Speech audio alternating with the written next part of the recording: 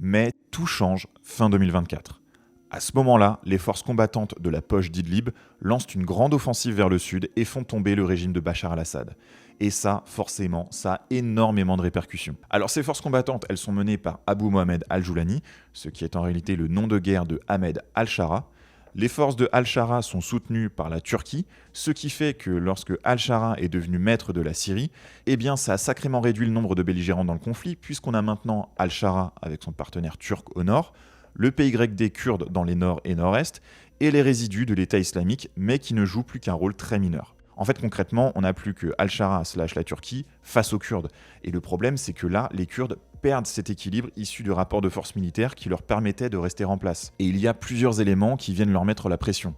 Déjà, Al-Shara ne souhaite pas faire de la Syrie un État fédéral.